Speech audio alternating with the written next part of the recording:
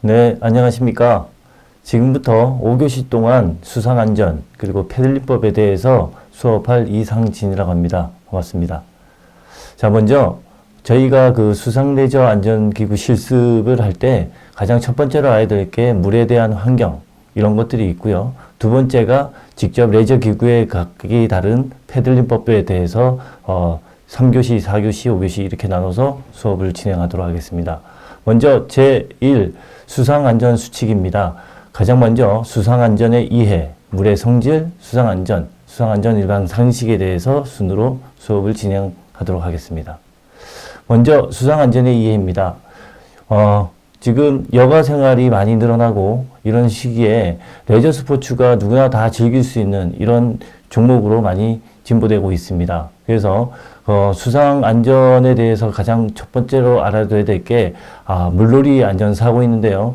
이때는 여기서 익수자의 약 50%에 해당하는 사람들이 수영 미숙으로 인한 사망이 가장 많이 있는 걸로 알고 있고요. 가반수 이상이 2m 이내에서 익사한다는 사실을 알고 계시면 되겠습니다.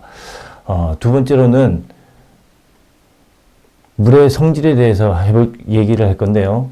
첫 번째, 지구는 71%가 물로 이루어지고 나머지는 육지로 그렇게 되어 있는데, 첫 번째, 그 대부분의 97%가 해수이고 나머지 강, 호수, 지하수처럼 약 내수면이 2%로 구성이 되어 있습니다. 현재 우리나라에서 가장 많이 인명사고, 즉 수상 인명사고가 일어나고 있는 장소로 구분을 하자면 첫 번째가 365일 지형이나 계절의 영향을 받지 않고 이용할 수 있는 워터파크, 수영장 이런 곳이 가장 많이 이용하게 되겠고요.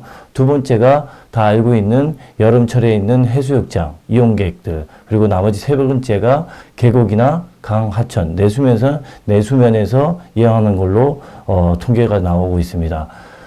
이렇게 가장 많이 이 수상 활동이 이루어지고 있는 워터파크, 그 다음 바다, 세 번째가 내수면 이렇게 되어 있는데 우리가 알아야 될 것 중에 하나가 가장 인명사고가 가장 많이 일어나는 곳은 우리가 순서적으로 가장 많이 이런 장소를 떠나서 활동을 가장 많이 하고 있는 이런 장소 역순으로 사고가 일어난다고 보시면 되겠습니다. 그래서 역순으로 보면 가장 사고가 많이 일어나는 곳이 강이나 호수, 계곡 이런 것처럼 내수면이 되겠고요. 두 번째가 바다, 첫 번째가 워터파크가 되겠습니다. 이 이유는 인명구조 요원의 배치 여부에 따라서 사고 위험률이 많이 일어나고 있는데요. 아시다시피 워터파크라든가 이런 수영장 같은 경우에는 의무적으로 인명구조 요원들이 배치가 되도록 되어 있습니다. 법적으로 되어 있고요. 그 나머지 해수욕장도 마찬가지로 그 여름 하계 시즌에 이렇게 인명구조 요원들이 배치해야 된 걸 여러분들도 직접 보셔서 아실 수가 있습니다. 근데 마지막으로 있는 계곡이나 강, 하천 같이 이런 내수면들은 인명구조 요원들이 없기 때문에 가장 여러분들 주변에서도 알아둬야 되고 또 전파를 해야 될 부분 중에 하나가 여러분 항상 물놀이 안전사고 첫 번째 안전수칙은 인명구조 요원이 있는 곳에서 활동을 해야지만 최소한 사고를 줄일 수 있다라는 얘기를 먼저 말씀드리고 물의 성질에 대해서 수업을 계속 진행하고자 합니다. 첫 번째, 수온입니다. 수온은 계절에 따라서 약간의 차이가 있지만 특히 바다 같은 경우에는 봄철이 가장 수온이 낮고요.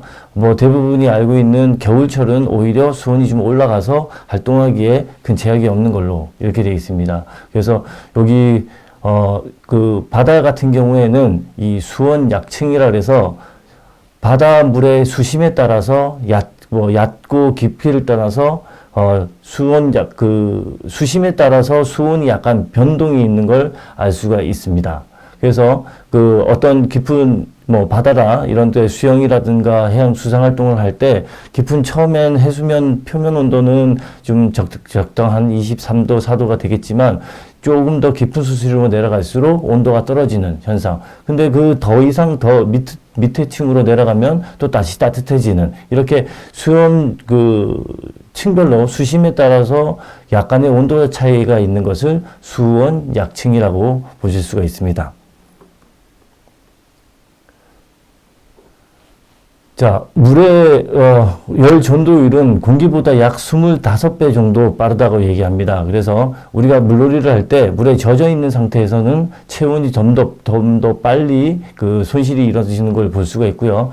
특히 물에 들어갔을 때 우리 그 체온 손실이 가장 신체적으로 가장 빠른 부위를 설명을 할 때 가장 그 열 손실이 빠른 부위가 머리, 그 다음 목, 겨드랑이, 가랭이 순이 되겠습니다. 그래서 물에 빠져 있을 때도 이렇게 그 모자라든가 아니면 심장을 둘러싼 그런 그 자세를 유지하시면 체온 유지하는 데 도움이 될 것 같습니다.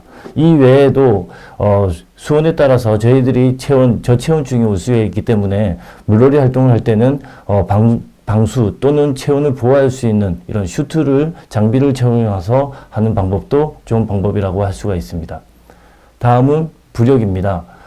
부력은 과학 시간에도 잘 배우셨다시피 어떤 부력이라고 설명을 하면 어떤 물체가 물에 닿으면 이 물체는 이 물체를 밀어내려는 성질이 생긴다는 게 부력의 원리입니다. 그래서 밀어내려는 성질이 강하면 강할수록 물체는 뜨게 되겠고요. 이걸 플러스 양성 부력이라고 얘기를 하고요. 밀어내려는 성질이 약하다. 그러면 가라앉겠죠. 그래서 마이너스 음성 부력이라 얘기를 합니다. 또 물고기나 우리 사람도 마찬가지 70% 이상이 액체로 되어 있기 때문에 물과 뜨지도 않고 가라앉지도 않은 이런 중성의 성질을 중성 부력이라 얘기를 합니다. 자, 해수는 담수보다 밀도가 높기 때문에 아마 담수보다 더 높은 부력을 갖고 있다고 보시면 되겠습니다. 다음은 빛입니다. 자, 사물을 볼 때는 항상 빛이 필요한데요. 어두운 밤에 그 사물이 보이지 않듯이 물속에서도 마찬가지 빛이 수심에 따라서 통과할 수 있는 시야가 확보가 중요합니다. 그래서 빛을 볼 때는 우리가 항상 그 수심에 따라서 어떤 특이한 현상들이 볼 수가 있는데요. 첫 번째가 빛의 굴절 현상입니다. 우리가 비커에다가 물을 담아 놓고 이렇게 젓가락이라든가 막대를 꽂아 놓으면 이게 꺾여 보이는 이런 현상이 대표적으로 물의 굴절 현상인데요. 우리 시야는 항상 공기 중에만 볼 수 있도록 만들어져 있습니다. 그래서 이 공기 중에서 또는 물속에 있는 물체를 볼 때 공기 중과 액체를 통과해서 그 안에 있는 물체를 보기 때문에 굴절 현상이 생기는데요. 이건 밀도에 의해서 그래서 그 사물을 꺾여 있는 특히 그 하단부에 있는 것처럼 실제 크기보다 약 33% 크게 그리고 25% 가깝게 보이는 현상이 물의 굴절 현상이라고 보시면 되겠습니다. 두 번째 현상은 세계의 흡수입니다. 빛의 산란이라고도 얘기를 하는데요.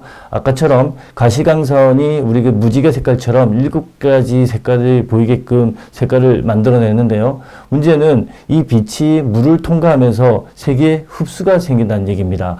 그림 1-2번과 같이 낮은 수심에서 깊은 붓으로 가면 갈수록 빨간색, 주황색, 노란색, 초록색 이런 순서대로 빨주, 노초, 파란보 순서대로 이렇게 색이 흡수가 됩니다. 그래서 우리가 뭐 어떤 10m 이상의 수심을 들어갔을 때는 빨간색에 있는 또 주황색, 노란색 이런 형태의 색은 보이질 않고요. 모두 회색으로 보이는 것들이 빛의 흡수 현상이라고 보시겠습니다. 그래서 대표적으로 바다가 파랗게 보이는 이유는 실제로 우리가 가까이 가서 손으로 물을 떠보면 투명한 색이 되겠지만 물속에 이런 그 빛의 흡수 현상으로 인해서 색깔이 빨간색, 주황색, 노란색부터 흡수가 되면서 깊은 물에는 아주 짙은 보라색과 같은 짙은 색이 보이는 게 빛의 흡수 현상이라고 보시면 되겠습니다.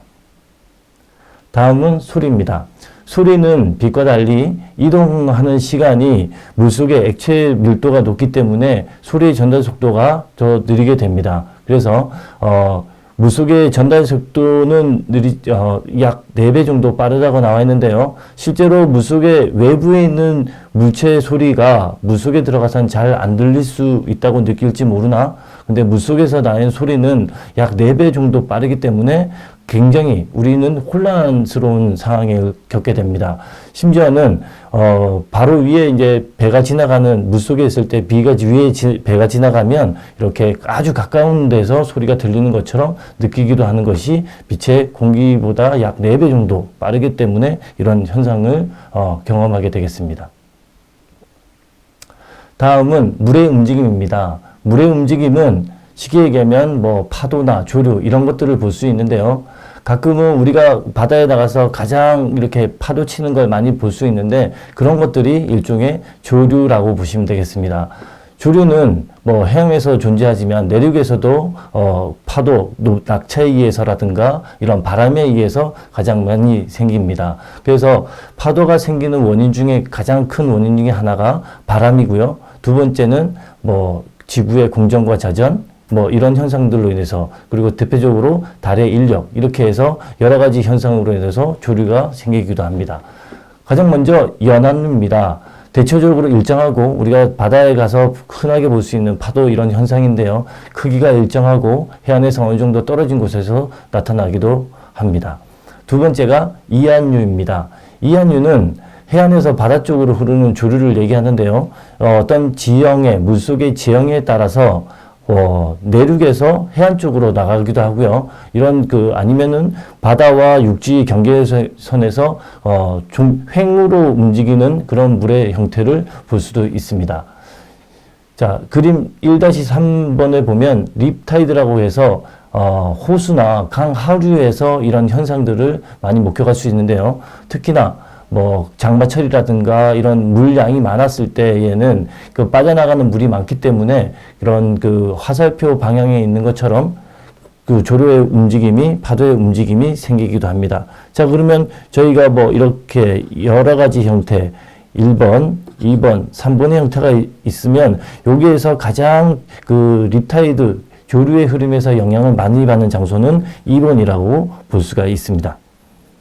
자, 그 다음 파도에 대해서 보겠는데요. 파도는 아까 대표적인 조류 현상 중에 하나인데, 파도 같은 경우에는 생기는 원인 중에 첫 번째가 바람에 의해서 생긴다고 보시면 되겠습니다. 그래서 여기 보시면 파도가 이렇게 첫 번째 두 가지 형태의 파도가 있다고 보시면 가장 높은 쪽을 파고라고 얘기를 하고요. 1파도와 2파도의 사이를 파장이라고 이렇게 설명하시면 되겠습니다. 다음은 조수간만의 차이입니다. 조수간만의 차이는 아시다시피 달의 인력인데요. 그 다음에 달의 인력이라 하면 달의 중심으로 봤을 때의 가장 큰 중력의 힘, 제가 그리고 있는 지구라고 보고요. 그 다음 달의 힘이 봤을 때 이렇게 가장 힘이 강한 부위, 이 부위가 달의 중력의 힘이 가장 강할 때입니다. 이때 우리는 물체의 성분 중에서 딱딱한 고체, 그리고 물과 같은 액체, 공기 중과 같이 기체가 있는데요. 기체 딱딱한 것들은 우리의 흐름을 볼 수가 없어요. 근데 액체인 경우에는 중력의 힘이 가장 강한 이 시점에 물이 조금씩 이 중력의 힘이 가장 센 방향으로 이동을 하게 되겠습니다. 이게 우리가 서해안에서 볼 수 있는 밀물과 썰물, 만주와 간조라고 말씀드릴 수 있고요. 이 시간대 지구의 공전과 자전에 의한 힘에 의해서 이 시간대, 중력의 힘이 가장 약해질 때, 이때는 다시 한번 물이 자기 자리로 찾아가는, 그러니까 간조 현상을 목격할 수가 있습니다. 이게 달의 인력이라고 보시면 되고요. 지구의 공전과 자전도 마찬가지, 똑같이 이게 원심력의 힘에 의해서, 지구가 원심력에 의해서 양쪽 가장자리로 이렇게 물이 움직임을 볼 수가 있는데요. 이걸 우리가 간조 또는 만조라고 설명할 수가 있습니다. 자, 물놀이 할 때의 적당한 수영 시간입니다. 적당한 시간은 우리가 보통 수영장에서의 온도는 한 27도라고 간주하고 있는데요. 바다인 경우에는 보통 우리가 겨울철에 수온이 약 한 14도 정도 되고요. 여름철에 지금같이 4월, 5월 때는 수온이 한 15도 정도가 평균적으로 이렇게 돼 있습니다. 아까도 수온을 배울 때, 설명했던 것처럼 수영이라든가 수상 레저 기구를 이용한다든가 수상 활동을 할 때는 체온에 맞춰서, 그러니까 즉, 그 체온 열 손실이 빠르기 때문에 체온을 유지할 수 있는 방법을 강구한 뒤에, 그리고 안전하게 그 수상 레저 활동을 하는 게 올바른 방법이라고 보시면 되겠습니다. 자, 나머지 이유 없는 패닉에 대해서 설명하겠습니다. 자, 이 패닉이란 자기 스스로 조절할 수 없는 상태를 패닉이라고 하는데요. 이와 같이 패닉은 주변 환경, 예를 들면 수온이 갑자기 낮아진다든가 춥다든가 아니면 파도가 높게 친다든가 주위의 환경에 따라서 패닉이 올 수도 있고요. 또는 갑작스럽게 신체적 장애, 그러니까 예를 들어서 뭐 쥐가 온다든가 아니면 갑작스럽게 뭐 발작이 생긴다든가 이런 상황도 될 수 있고요. 또는 심리적인 현상, 본인이 수영을 할 수 있음에도 불구하고 점점점 이한류라든가 파도라든가 이런 상황에 적응을 못해서 패닉이 빠지는 경우가 종종 있기도 합니다. 그래서 패닉이 빠질 때는 가장 중요한 거는 여러분들이 그 물놀이를 할 때는 가장 안전하게 주변에 있는 인명구조원이 있다라든가 주변과 같이 같은 활동을 하고 있는 사람이 주변에 있으면 도움을 받기 수월하기 때문에 항상 혼자 하는 경우는 좀 자제를 하시고 주변의 안전요원과 주변은 자기를 책임질 수 있는 안전선 또는 구명조끼라든가 대비를 해서 수상활동을 하면 만약에 패닉에 빠지더라도 충분히 피할 수 있는 상황을 만들 수가 있습니다.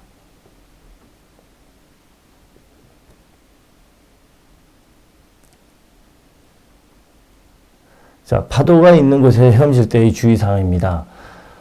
파도가 있는 곳에서는 체력 소모가 적게 편한 기분으로 헤엄치는데 긴장할수록 점점 아까 패닉이라든가 이런 상태에 빠질 수 있기 때문에 되도록이면 준비운동과 같이 자기 수준에 맞는 수심에서의 활동이 가장 중요하고요. 머리는 언제나 수면상에 내밀고 있는 것이 중요하겠습니다. 세 번째는 물을 먹지 않으려고 하는 것보다 오히려 물을 한 모금 먹고 그 다음 활동, 머리를 내민다든가 이런 행동을 취하는 게 오히려 편할 수가 있고요. 이때에 네 번째, 저류인 경우에는 물 밑에서 흐르는 그 흐름을 저류라고 볼 수가 있습니다. 그래서 가끔 여러분들 해변이라든가 아니면 계곡에서 그 물놀이를 할 때 본인은 가만히 있는데 계속 물이 한쪽으로 쓸려 나가는 이런 현상들이 저류라고 보시면 되겠습니다. 자, 물길 등에서 조류가 만쪽으로 흐르고 있을 경우 체력 소모를 줄이고 편한 기분으로 흐름에 따라서 비스듬히 대각선으로 헤엄쳐서 하면 되는데요. 이때 그림 1-5번과 같이 A에서 B 지역으로 지나갈 때는 위에 있는 큰 하설포가 조류의 흐름 방향입니다. 그래서 조류의 흐름 강 상류 쪽을 바라보면서 조금씩 대각선으로 흘러가면 안전하게 지나갈 수가 있습니다. 큰 파도가 덮칠 때는 깊이 잠수할수록 안전하다. 아시다시피 파도가 덮치면 위에서 이렇게 파도를 맞으면 점점 뒤로 밀려나거나 아니면 얼굴에 그 충격한 파도의 충격을 받아서 패닉 현상에 빠질 수가 있기 때문에 파도가 오면 숨을 크게 들이쉬고 물속으로 잠수하는 게 오히려 더 안전하다고 볼 수 있습니다. 대표적으로 서핑을 하시는 서퍼들이 이런 방법으로 자기가 원하는 지역까지 패들링을 해서 가도록 합니다. 파도가 치면 위로 타고 넘는 것이 아니라 이렇게 물속으로 잠수를 해서 가는 것이 오히려 더 안전하게 하다고 볼 수가 있습니다. 자, 큰 파도에 있을 때는 버둥대지 말고 침착하게 파도에 몸을 맡기고 숨을 중지해 있으면 자연히 떠오른다. 자, 이거 같은 경우에는 파도인 경우 또는 계곡같이 낙차에 의해서 물의 흐름이 생길 때는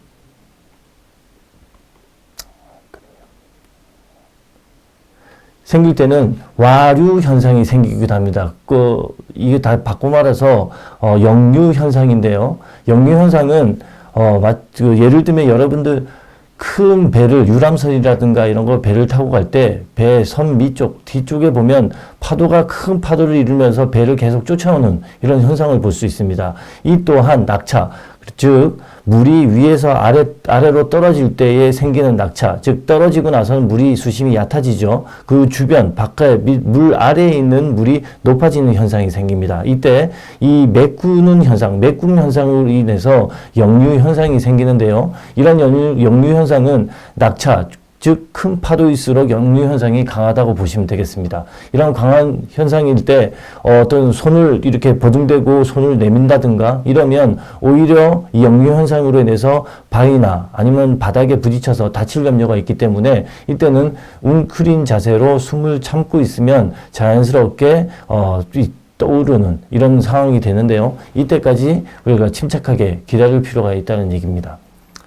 자, 가끔 항이나 바다에 갔을 때 파도를 보게 되면 약 3단에서 5단 정도 파도가 이렇게 계속 치는데요. 그 중에서 약 2번 정도의 파도가 마지막으로 잔잔해지는 경우를 볼 수 있습니다. 그래서 뭐 부득이하게 파도를 뚫고 나가야 된다. 그러면 침착하게 파도의 이렇게 횟수를 잘 보시고 한 1분 정도만 관찰하시면 충분하게 잔잔하게 올 수 있는 걸 확인할 수가 있습니다.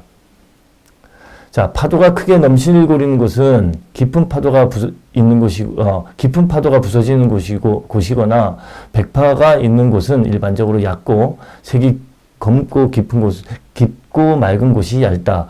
자, 이 얘기는 파도가 치는 곳은 곧 아래 수심이 얕기 때문에 또는 그 밑에 바위라든가 이 장애물이 있기 때문에 파도가 높은 위쪽으로 솟구치는 현상들을 볼 수가 있는데요. 이 이유는 밑에가 수심이 얕기 때문에 파도가 치는 경우이고요. 그리고 너울이 있거나 파도가 이렇게 잔잔한 곳은 수심이 깊다고 볼 수 있습니다. 또는 색깔로 봤을 때 밑에 뭐 아주 그 물속 백사장이 보인다든가 그러면 수심을 가늠할 수 있겠지만 밑에 뭐 바위라든가 이런 것들이 있으면 그 깊게 보일 수도 있겠죠.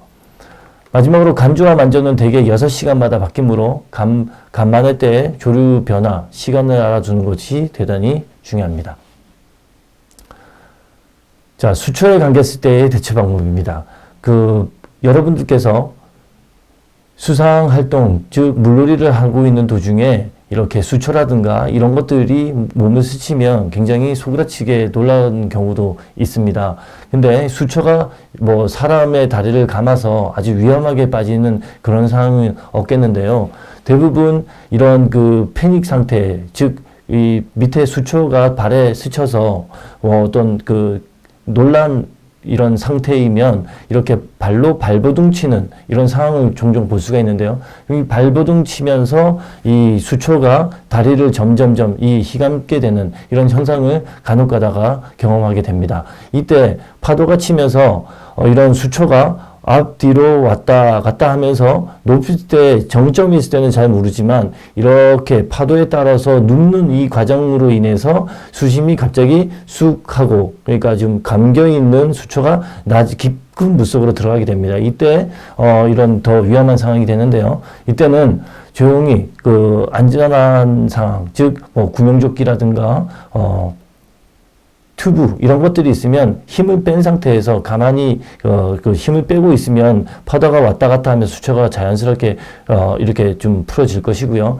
그런 구명조끼라든가 이런 장비가 없을 때는 배영 하듯이 뒤로 우리가 그 생존 수영을 배워보신 분들은 충분히 하실 수 있겠지만 뒤로 누운 상태, 배영 자세에서 가만히 힘을 빼고 있으면 자연스럽게 수초가 풀리는 것을 확인할 수가 있을 겁니다.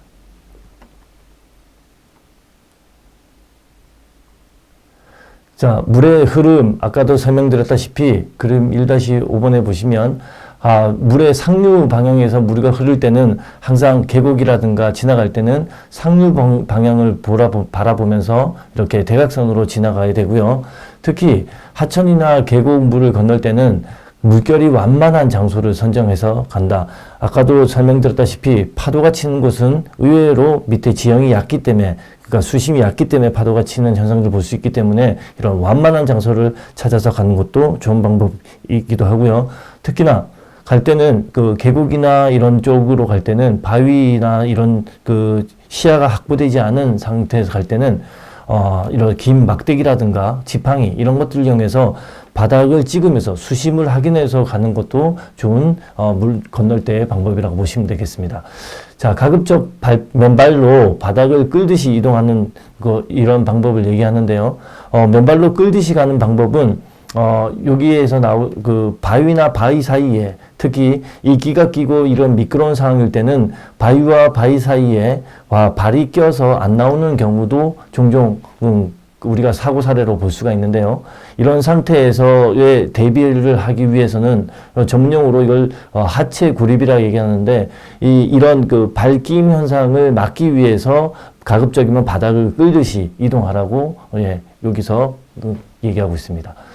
이동 방향에 돌이 있으면 가급적 피해서 간다. 아까도 얘기했지만 물속에 잠재되어 있는 바위 같은 경우에는 이끼류라든가 이런 것들이 있기 때문에 올라서려다가 오히려 미끄러져서 오히려 사고가 나는 경우도 종종 있기 때문에 가급적 피해서 가는 방법을 채택하시는 게 좋고요.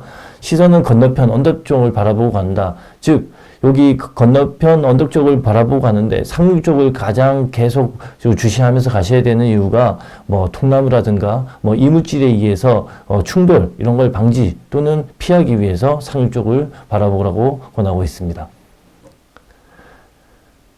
5번은 설명드렸고요. 물의 흐름에 따라 이동할 때 물살이 셀 때는 약간 거슬러서 이동을 합니다.